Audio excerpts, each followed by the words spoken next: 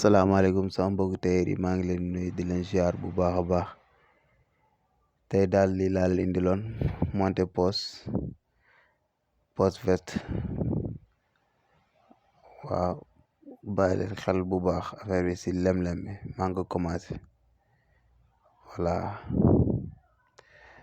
ku bëgg seetaan samay vidéo par YouTube mën nga tapé Oussou création officielle waaw après bu leen fàtte abonné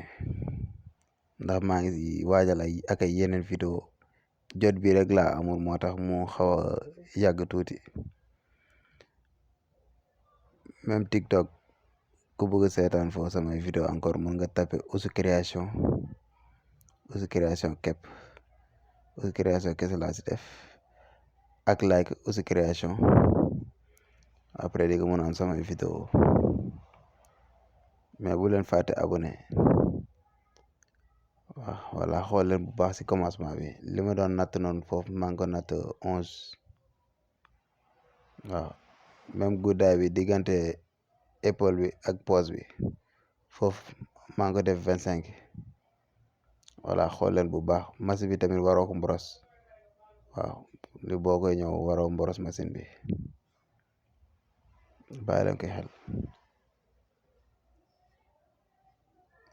bi ngeen xoolee si lem-lem bi rek laa jaaraat ndax loolu noonu moo war a génn bu ko defee comme maanaam daamine bi mun ko remplacer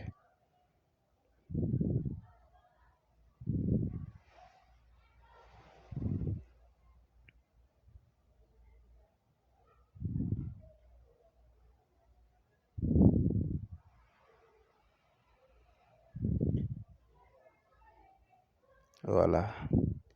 lii tamit dafa bokk si ñëw fiij bi dafa bokk si ñëw macha allah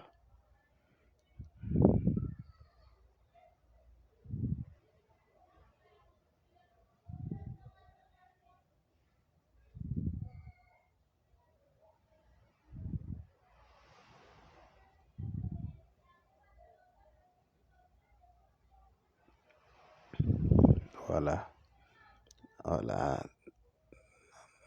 paase bi tamit si la bokk nag waaw day tax sa ñëw bi mu jaar yoon quoi day tax mu tali ñëw moom bu taliwee rek daanaka mooy loolu beneen affaire la si ñëw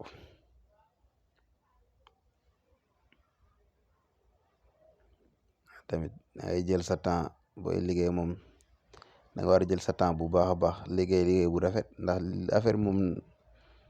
loolu kese la ndax affaire moom lépp loo si sonn rek daanaka dina feeñ si ñëw bi voilà daanaka poche baa ngi noonu léegi jàpp bi moo des waaw wante affaire bi moom génn na ba pare mais bu leen fàtte abonné waaw ndax ñun moom lii mooy sunu yitte ñëw moom dañ ko bëgg waaw ñëw moo nekk si sunu xool loo tax souvent dañ siy bëgg gëstu bu baax a baax waaw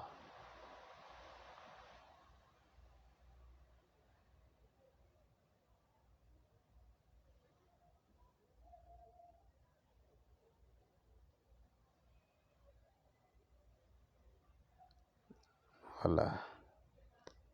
jàpp naa ko ba pare daanaka poche bi mat na lii laa leen indiloon